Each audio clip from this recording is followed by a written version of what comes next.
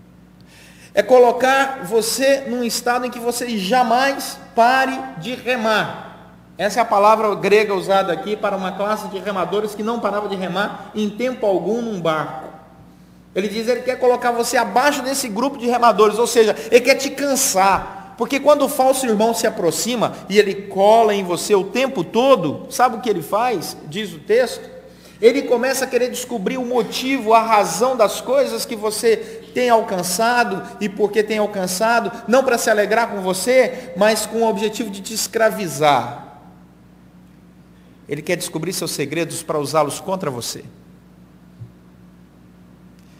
O falso irmão quer desfrutar da nossa intimidade para colocá-la no primeiro outdoor que ele encontrar, para lhe dar credibilidade espiritual. Nós estamos falando de gente dentro da igreja. Tem gente que frequenta reuniões de oração com a finalidade de descobrir o segredo dos outros. Tem pastor que bate a mão nas mesas dizendo assim, a igreja precisa orar mais, porque as reuniões de oração são as mais vazias. Eu chamo esse pastor e digo, sabe por quê, meu irmão? Porque tem muita fofoca. Sabe por que a reunião de oração é vazia na maioria das igrejas? Porque muitas pessoas que já frequentaram se decepcionaram. Porque ao abrirem o coração numa reunião de oração, teve gente que pegou a sua informação secreta, íntima, aberta num ambiente muito exclusivo de intimidade espiritual e usou lá fora para fazer a agenda de cafés nas esquinas do murmúrio. E decepcionou muita gente. Muitas pessoas saíram de igrejas por causa dessa decepção. Por causa dessa decepção. Falso irmão é assim. Mas aí, o apóstolo Paulo continua. E antes que os irmãos percam fôlego, eu quero avisar que daqui a pouco vem coisa boa. Só daqui a pouco o pessoal começa a pegar a bolsa e falar, ai meu Deus do céu, é muita pancada, eu vou embora. Calma, segura aí. Versículo 5. O objetivo deles é nos reduzir à escravidão, os quais, diz o versículo 5, nem ainda por uma hora nós nos submetemos, para que a verdade do Evangelho permanecesse entre vós. Então, a característica desse grupo é conduzir as pessoas a uma influência tão grande, que ela seja não só escravizadora, mas também os mantenha submersos debaixo da opinião deles. Você não pode ter, com um falso irmão, nenhuma opinião contrária a dele. Nenhuma opinião contrária a dele. Você só é irmão dele enquanto ele andar com você. Se ele achar que o time de futebol que você torce está errado, que você deveria torcer para o time de futebol dele, ele para de andar com você. Então a palavra do Senhor diz, atentai, porque esses estão por aí. Outra característica desse grupo é que ele quer influenciar, mas ele não aceita ser influenciado. O falso irmão é alguém que tem sempre algo para ensinar, mas nunca para aprender. Ele nunca senta nos bancos para aprender. Ele está sempre ausente na hora do ensino, porque ele já sabe tudo, já sabe demais. Versículo 6. A quarta característica é que o falso irmão geralmente tem influência. E isso é interessante. E quanto àqueles que pareciam de maior influência, quais tenham sido outrora? Ou seja, houve um tempo em que tiveram. Diz o apóstolo Paulo, não me interessa, porque Deus não aceita a aparência dos homens. Então, o falso irmão é aquele que busca parecer líder na frente dos outros. Ele deseja, ele almeja a liderança, e quando ele não tem de forma legítima, ele tira e busca ter de forma ilegítima. E daí surgem muitos ministérios espirituais, sem legitimidade espiritual alguma. Eu poderia fazer uma lista enorme aqui, de vários pastores que foram autoconsagrados pastores. Ninguém o consagrou, ele se auto-intitulou. Um dia ele acordou e disse, sou pastor.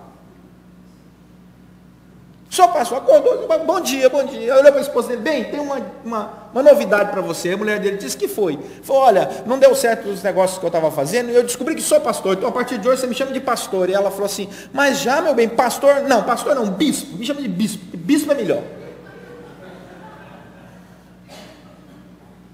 Tem um aí, que eu não vou dizer o nome dele, de jeito nem sob tortura, que antes ele era pastor, depois ele virou bispo.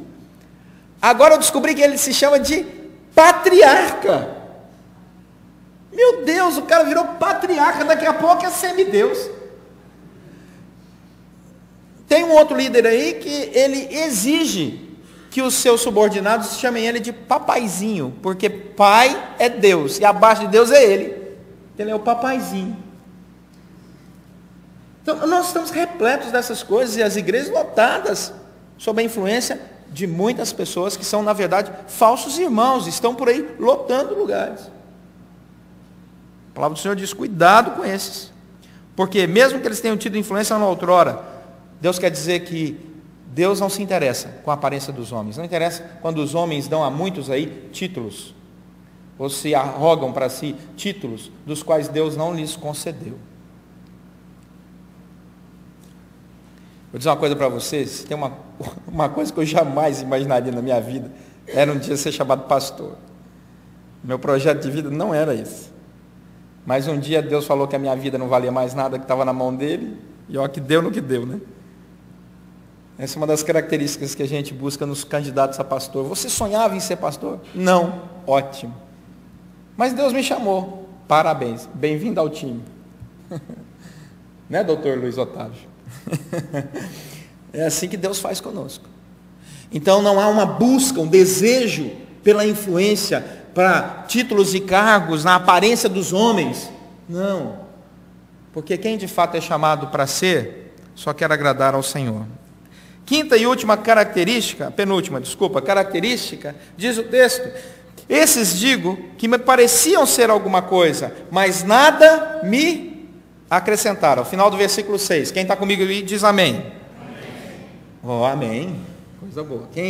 Então eu digo que eles pareciam ser alguma coisa, mas nada me acrescentaram. Qual é a outra característica de um falso irmão? É que ele não te acrescenta nada. Então vamos relembrar, ele está sempre presente, sem ser convidado. O objetivo dele é descobrir os seus segredos para contar para os outros. Ele não aceita que você discorde dele. Ele não está nunca pronto para aprender, porque ele está sempre pronto para ensinar. Ele só quer que você se submeta a ele. Ele pode ter até alguma influência na visão dos homens, mas no fundo, sabe o que eu descobri? É que andando e seguindo ao lado dessa pessoa, eu não tive absolutamente nenhum progresso. Nada me acrescentou. Eu não aprendi mais de Deus, eu não aprendi mais da palavra de Deus, eu não aprendi mais sobre oração, eu não aprendi mais sobre missão, eu não fiz nada, minha vida ficou parada no tempo e no espaço a partir do momento em que eu me ajuntei com esse indivíduo, ou essa indivídua. Depende. E aí o texto vai dizer claramente, versículo 7, antes pelo contrário. Observem que começa a fugir. Antes, pelo contrário, quando viram que o evangelho da circuncisão me fora confiado, como a Pedro o da circuncisão, quando viram que o evangelho da incircuncisão me fora confiado, como o da Pedro da circuncisão, então eles começaram a abandonar o apóstolo Paulo. Deixaram de encher a paciência do apóstolo Paulo. Por quê? Porque viram, momento de transição, que o apóstolo Paulo tinha acordado para uma novidade, para uma nova agenda. Quando eles viram, quando eles perceberam, então algo eles perceberam. Sabe o que eles perceberam? Eles perceberam o chamado do apóstolo Paulo. Diz o versículo 7 aí, que eles viram que o evangelho da incircuncisão fora confiado ao apóstolo Paulo, como o evangelho da circuncisão fora confiado a Pedro. O que significa o evangelho da circuncisão e da circuncisão? Campo de atuação. Pedro estaria pregando o evangelho para os judeus, quando Paulo fora chamado por Deus para pregar o evangelho aos gentios. Quando os falsos irmãos perceberam que o mesmo Deus que havia chamado e dado autoridade a Pedro, havia chamado e dado autoridade ao apóstolo Paulo, quando os irmãos, aqueles falsos irmãos perceberam a autoridade espiritual sobre a vida de Paulo, como tinha também a autoridade espiritual sobre a vida de Pedro, e perceberam que havia um chamado eficaz, tanto na vida de Pedro quanto na vida de Paulo, eles perceberam que não dá para influenciar essa pessoa chamada apóstolo Paulo. Não dá para manter esse apóstolo Paulo debaixo das nossas garras dominadoras, daqueles que nada produzem no reino de Deus. Porque existem muitos falsos irmãos no reino de Deus que não produzem nada para o reino de Deus e a glória de Deus. Produzem apenas para si mesmos. Retroalimentam a sua vaidade e usam a igreja para projetar seu nome, e usam a igreja para alcançar os seus objetivos pessoais, e eles, quando percebem que Deus chamou alguém, qualificou alguém, deu autoridade espiritual sobre essa pessoa, eles percebem que, assim como uma pessoa é colocada sobre a luz e se torna mais transparente, eles estão sendo colocados e serão colocados contra a luz da revelação de Deus, e irá deixar bem clara a transparência dos seus pecados, então eles começam a fugir da revelação. Antigamente, quando a gente pregava sobre revelação, a gente usava o exemplo de fotografia.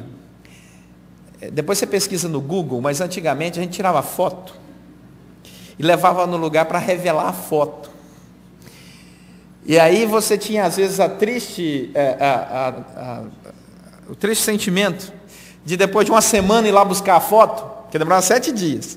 O dia que criaram a revelação em 1 hora foi uma revolução. Mas aí, eu fiz essa pesquisa histórica mesmo, isso não é da minha época, eu já sou da câmera digital.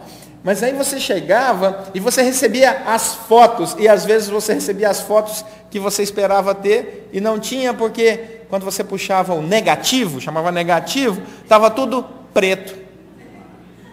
Queimado, né? Obrigado, Antônio Carlos, fonte de pesquisa aqui. Estava tudo queimado. Sabe por quê? Muitas pessoas queimaram o filme, porque muitas vezes elas abriam a máquina sem rebobinar. Eu pesquisei bem. E aí, a luz entrava ali e queimava aquelas fotos. Essas pessoas fogem da luz. Porque elas sabem que a luz pode revelar, mas também pode queimar. E aí diz o versículo 7, que Paulo começa a mostrar que aquele, olha o versículo 7, que nos conduz, que conduziu o apóstolo Paulo, que conduziu o apóstolo Pedro, também irá nos conduzir. Por quê? Porque Deus, versículo 8, opera eficazmente, tanto em Pedro como em Paulo.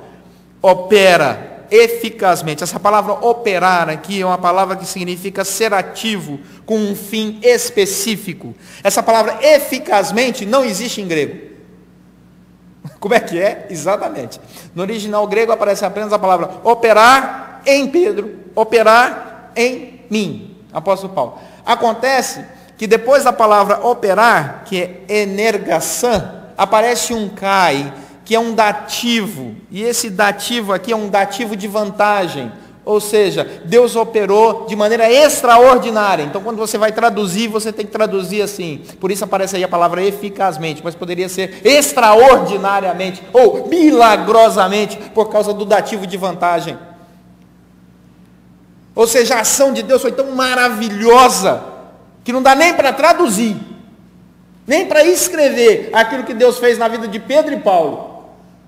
E é interessante, porque o mesmo chamado que Deus fez na vida de Pedro e Paulo, Deus fez na vida de cada um daqueles que a graça do Senhor operou eficazmente, milagrosamente, resgatando das trevas para a luz e dando a cada um de nós um objetivo. E é aí que nós vamos caminhar um pouco mais, versículo 9, para entender quais são as características dos verdadeiros irmãos. Porque Paulo diz assim, atentai, porque existem esses falsos irmãos com todas essas características, mas eles vão perceber que Deus fez alguma coisa, Deus realizou algo transformador. E esses falsos irmãos, quando percebem que o Espírito Santo de Deus está agindo em nós, através de nós e por nós, eles saem de cena. E sabe quem entra em cena? Olha o versículo 9. Quem entra em cena é Tiago, é Cefas, é João, é Barnabé, e assim por diante. Sabe por quê? Porque eles têm nome, eles têm identidade. Perceberam? Paulo não disse o nome dos falsos irmãos, mas dos verdadeiros ele disse. Porque falso irmão não é digno nem de registro. Não vou dar crédito para eles, não.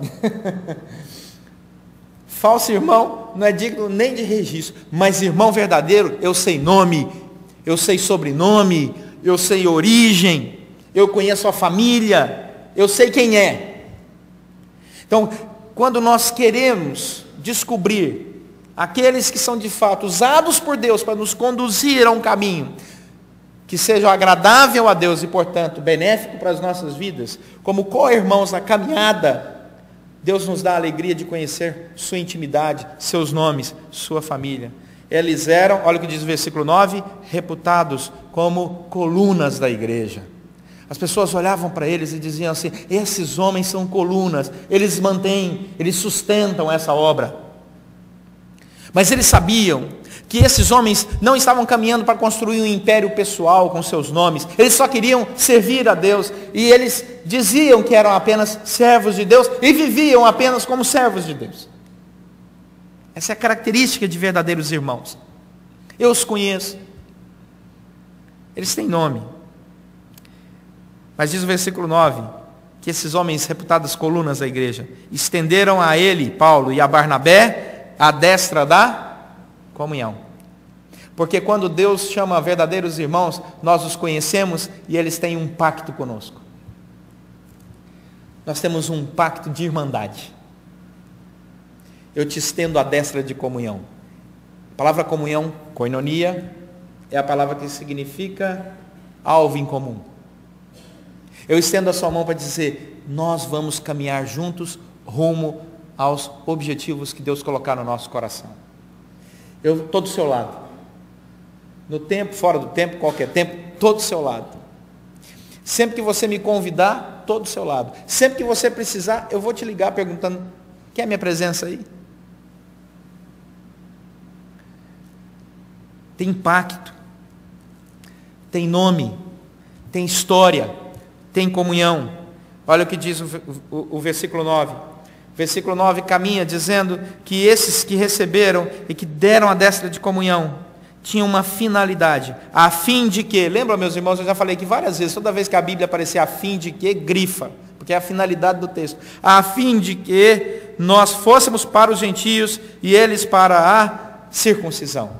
Então, quando nós estamos caminhando ao lado de irmãos verdadeiros, nós os conhecemos nominalmente, sabemos a sua intimidade, e ela não é para nós objeto de conversas lá fora, porque ela é respeitada. Eu sei das coisas mais íntimas deles, eles sabem das coisas mais íntimas minhas. Nós podemos orar juntos, e aí reunião de oração se torna de fato reunião de oração. Quando nós nos reunimos e nos respeitamos, e por isso muitas reuniões de oração continuam vivas, glória a Deus e graças a Deus, porque ainda existem irmãos verdadeiros que se reúnem para orar uns pelos outros e que mantêm o segredo e a fidelidade de uns para com os outros, porque quando não mantém, ela desaparece, ela deixa de existir, mas quando existe verdade, amor, unidade, pacto e comunhão, ela se mantém, e a igreja precisa dessas reuniões de oração, porque elas são o pulmão da igreja. Pulmão da igreja. E quando nós nos reunimos com verdadeiros irmãos, que nós conhecemos o nome, que nós temos um pacto, que é estendido à destra da comunhão, que temos esse alvo em comum, Deus nos dá uma finalidade comum, a fim de que nós fôssemos para os gentios e eles para os da circuncisão. Ou seja, vá fazer diferença no meio que Deus te chamou e te colocou para fazer diferença.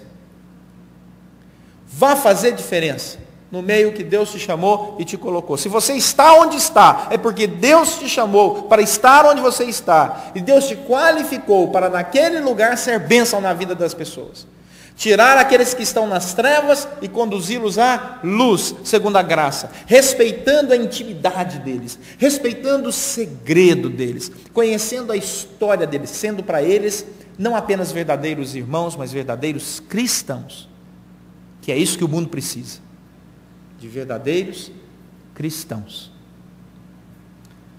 Uma vez, um irmão lá da igreja, é uma experiência que eu conto assim, não com tanto prazer, porque foi muito difícil para mim. Um irmão, uma vez, lá em Anápolis, comprou uma Ferrari, e me chamou para dirigir a Ferrari.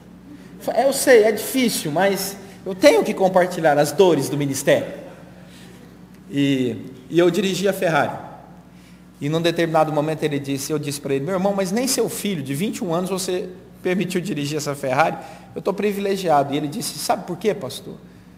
Que eu tenho o prazer de deixar o senhor dirigir esse carro?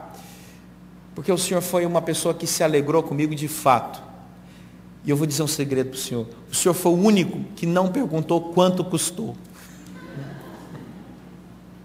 O senhor foi o único que não perguntou isso. E estava me dando uma agonia, porque todo mundo que chegava, a primeira pergunta é quanto custou?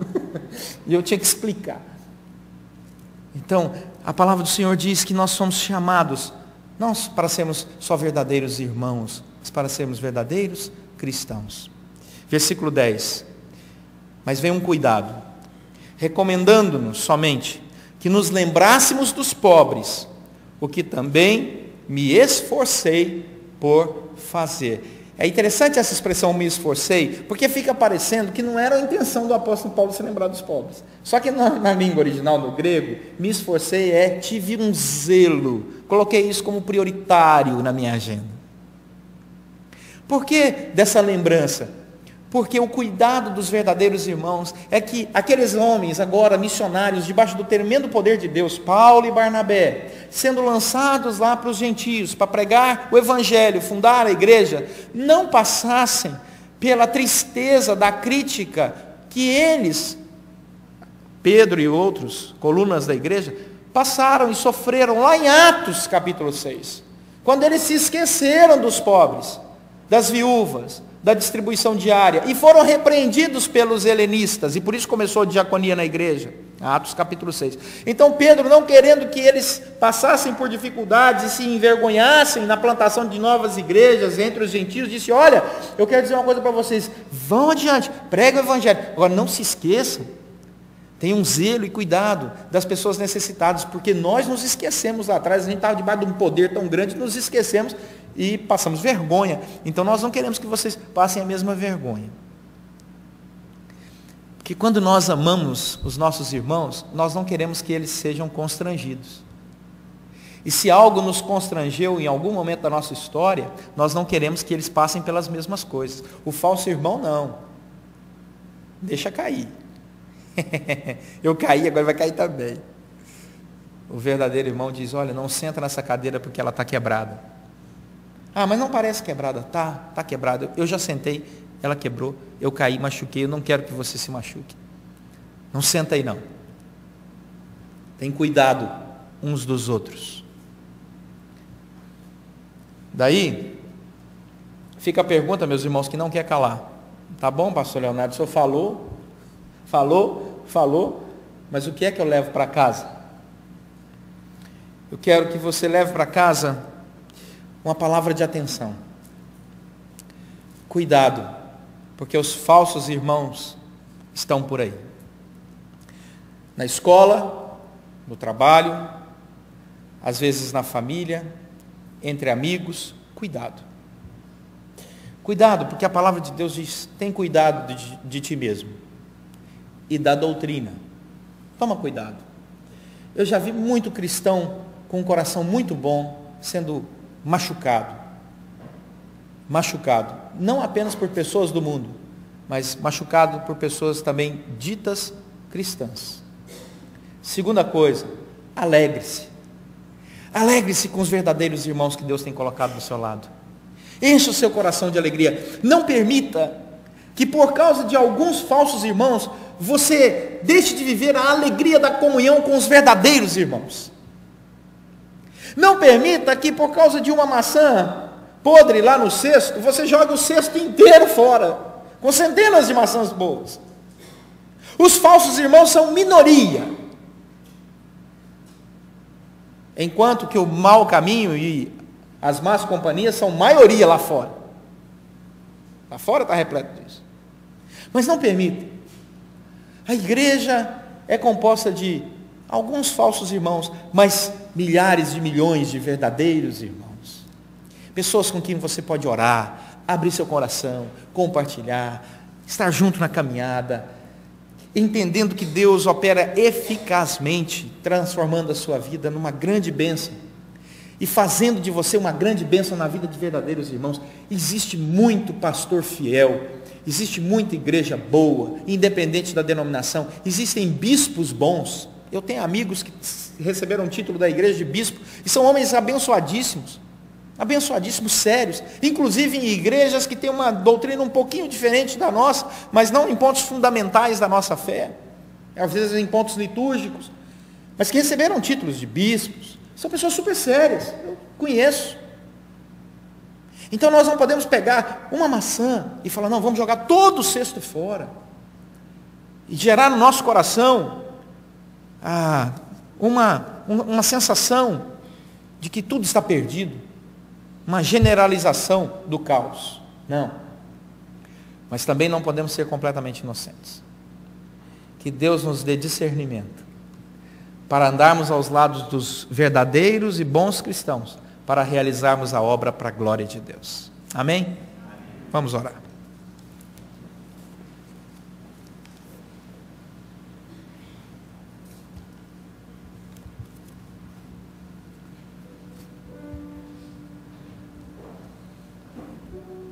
Deus te chamou para ser sal, preservar os valores de Deus. Deus te chamou para ser luz e brilhar no meio das trevas. Deus te chamou para comunhão com a igreja dos santos. Homens e mulheres que, apesar de serem pecadores, são verdadeiros irmãos em Cristo Jesus. Ande com eles. Alegre-se na comunhão com Deus e com os irmãos, porque a alegria do Senhor é a sua força. E louvado seja Deus pelo privilégio que temos de estarmos aqui juntos nessa noite, como igreja do Senhor Jesus. Louve a Deus, porque Ele cuida de você. E saiba que nos momentos mais difíceis e de grande dúvida, Ele responderá às questões mais íntimas do seu coração. Ele cuidará de você. Ele tem cuidado de você. E como ouvimos hoje pela manhã, Ele te amou antes da fundação do mundo. E Ele já pensou a sua vida com todo carinho, como um pai amoroso, que projeta coisas maravilhosas para os seus filhos. Senhor, nosso Deus e Pai, em nome de Jesus Cristo, que morreu por nós na cruz, por nos amar, para que fôssemos irmãos em Cristo Jesus, pela fé. Em nome de Jesus Cristo, que nos introduz à família da fé e nos faz irmãos e irmãos em Cristo. Rogamos, ó Deus, que o Senhor não permita que falsos irmãos venham tirar de nós a alegria de vivermos a verdadeira fé cristã. Em nome de Jesus Cristo, pedimos, ó Deus, que o Senhor nos conduza para andarmos juntos de verdadeiros irmãos. E assim, ó Deus, produzirmos muito para a honra e glória do Senhor. Sermos bênção na vida dos necessitados materiais, daqueles que são necessitados espirituais, relacionais. Faz de nós, ó Deus, um povo realmente útil na Tua mão. Faça da nossa igreja, Senhor, uma igreja realmente conhecida como uma igreja em que os relacionamentos são verdadeiros, por Tua imensa graça e misericórdia. Porque nós precisamos muito, Deus, de igrejas saudáveis. Precisamos muito de relacionamentos saudáveis. E pedimos que o Senhor nos conduza assim, hoje e sempre, como o Senhor tem feito na nossa história. E pedimos que o Senhor faça muito mais e melhor para a honra e glória do Senhor.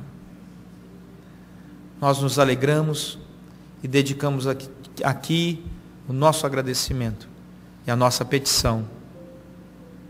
E pedimos, ó Deus, não permita que ninguém influencie a nossa vida ou a vida de qualquer pessoa da nossa família para os caminhos que desagradam a Ti. Em nome de Jesus Cristo oramos. Amém.